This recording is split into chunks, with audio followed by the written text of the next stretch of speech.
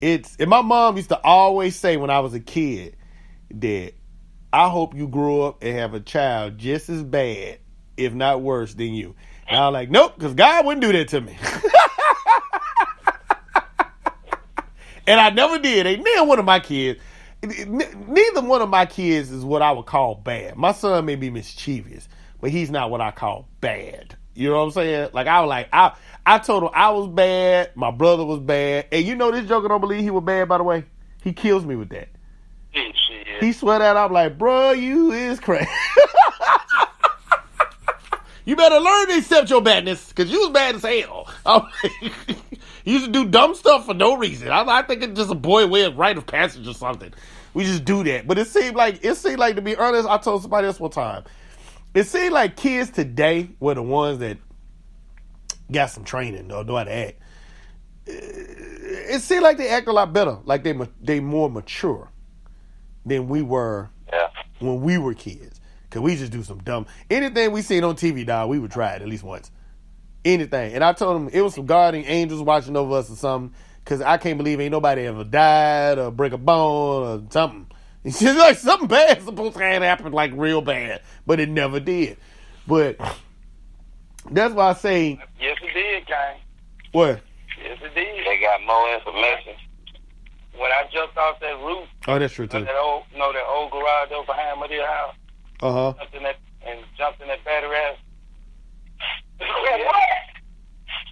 remember that shit like... But see, ain't nobody ever get hurt. It was a bunch of dumb stuff happened. I remember when Babyface, we was on top of that barbershop one time, and the roof was just weak, I guess, and that fool fell in the beauty salon. I mean, it was not a beauty salon. It was like a store that sold beauty products. Yeah. And it was closed. Yeah, and we had to... And he basically just opened the door and came out. And we ain't still nothing done. We all took off running, man. It was the funniest thing ever, dude. And you know, he didn't break nothing.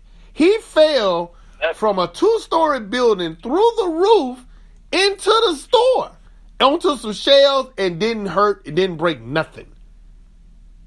He just opened the door and ran out there. Alarm was going off and everything. We were some badass kids, man. You know that? We were some badass kids, man. The roof stole wood, and we all up the street laughing our ass off.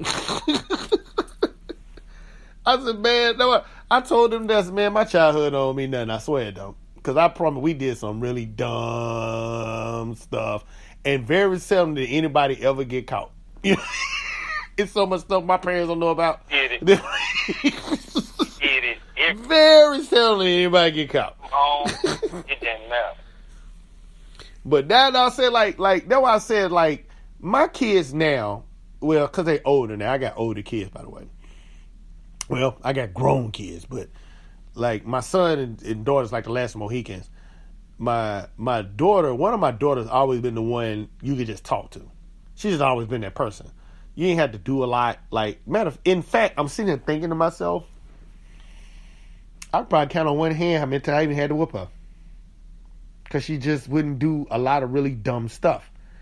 And now, my son, on the other hand, Lord have mercy. I had to whoop him all the time. But, because he's just going to push the envelope. But the killing thing is this. And that's why I said I feel like you need a male figure. Because he got to an age early, like probably by the time he got about 10, that he kind of got it. So if he did something, he was smart enough to never, ever do it around me. Ever.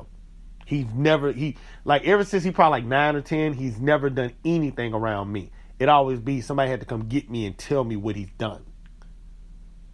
You know, like he wouldn't do anything, like even say if I'm in the house and he's in the house at the same time, he wouldn't do it either while I'm here either.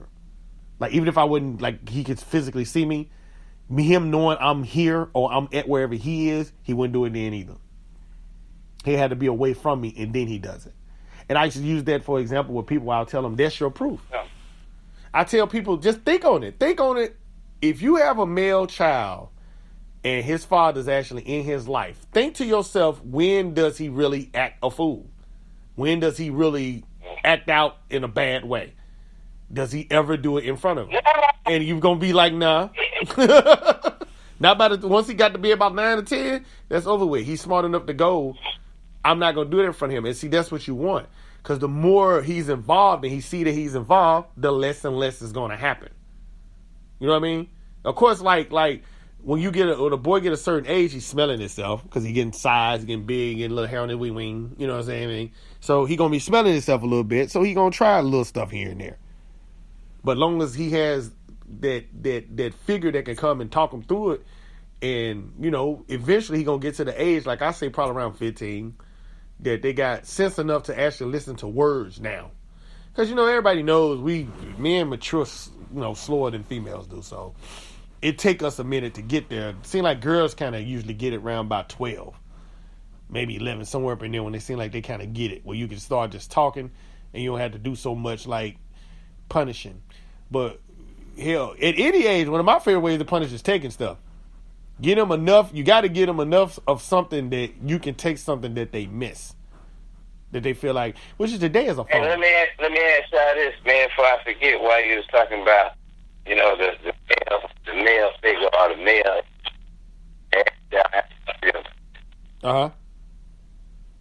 I think this is a big part of what's missing and what's in a lot of these cases today. With these, all right. So, just like you were saying, man, about, not to say mothers are weak or some shit like that, but, excuse my language, but it's just different. Mm-hmm. You know what I mean? You might tongue wrestle with mama a little. You might be a little more likely to tongue wrestle with your mama or beg and plead and whatever, But when my pop said no, that was it. I mean, you could talk all night if you want to. Mm-hmm. I'm not going to ask you to stop or you just turned invisible basically to me. After he said no, that's it.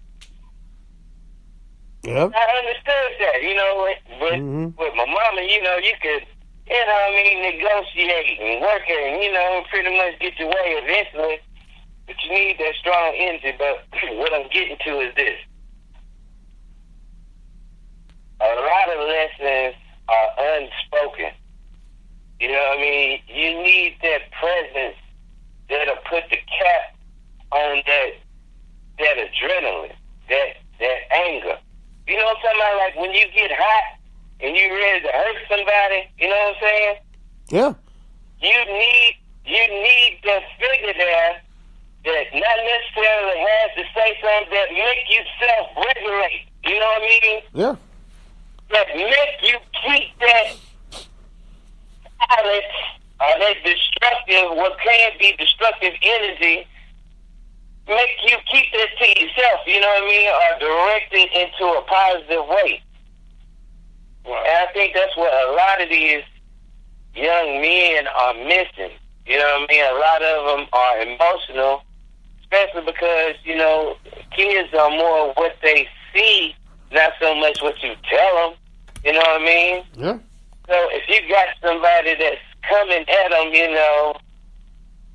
in that kind of way, you know what I'm saying? Like, I don't know how to say it without sounding kind of funny. You know what I'm saying? Somebody that can identify with them. I get what you're saying. They can identify with them. They probably went through what they're going through. They can understand it. They can actually tell them, kind of walk them through it. I mean, like, women can do certain things that men just can't get away with, man. You know what I'm saying? Yeah. I know exactly what you're saying. You got a young man trying to do what his mama can get away with, or the way that his mama may have, you know what I'm saying? He will have a harder time. It ain't going to work for him. I know exactly what you're saying. You know what I'm saying? He can't afford to just blow up and start tearing stuff up. You know what I mean? He gonna get shot. You know what I mean? Mm-hmm. And to go look at her crazy, you gonna get shot. You know what I'm saying? The same way we're reading a situation. A woman can react in a certain situation in a different way than a man, and people are going to see it in that different way. A man has to be a little bit more resolved because people are going to look at it in a different way than if a woman did the exact same thing.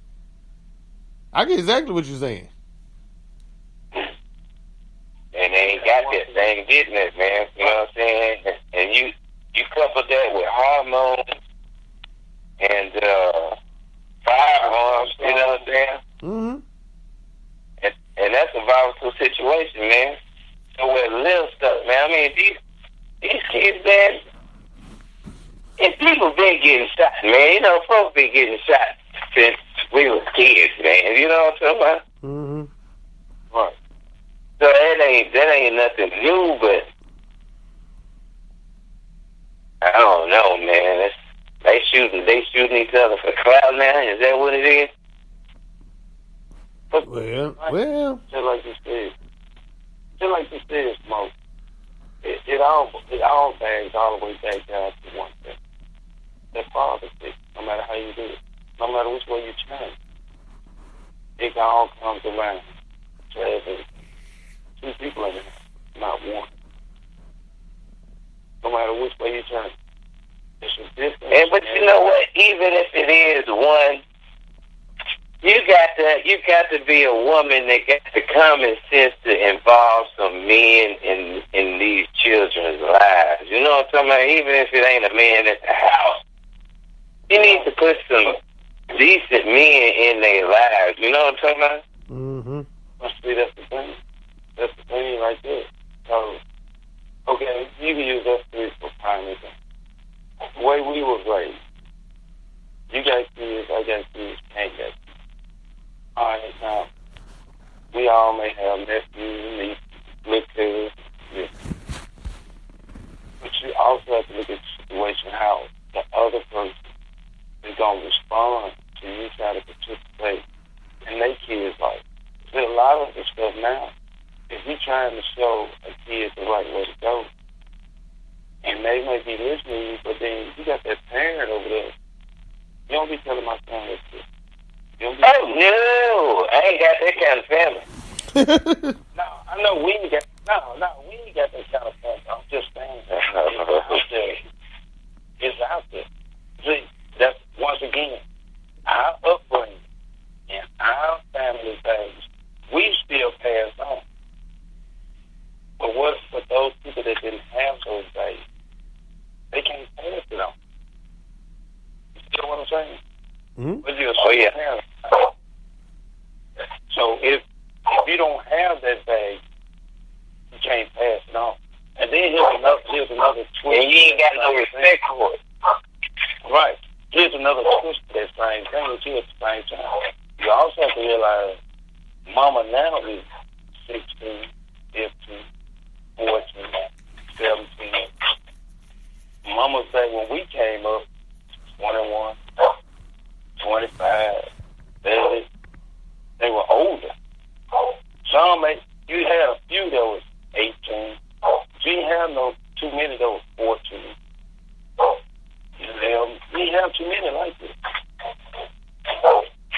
You feel what I'm saying? So the time, you got a child trying to raise another child. You feel me? Yeah. You feel what I'm saying? So how can a child push on tradition when their child is here? So it's a lot of different things that comes into this picture when you talk about disciplining children nowadays. Because you have to understand some of the children, parents are children compared to us. You know what I'm saying? And right now, we're the old heads now. We used to be the young heads. You know what I'm saying? Mm-hmm. All the knowledge that we got, now we the old heads trying to pass it down. You feel me? You did, but learn how to listen. Man, But we're gonna have to take a commercial break right here, and we'll be right back with our final thoughts. So people, y'all keep on listening here on WPIMP Radio, and it is what it is. We'll be back right after this. I got diamonds in my cup, yeah.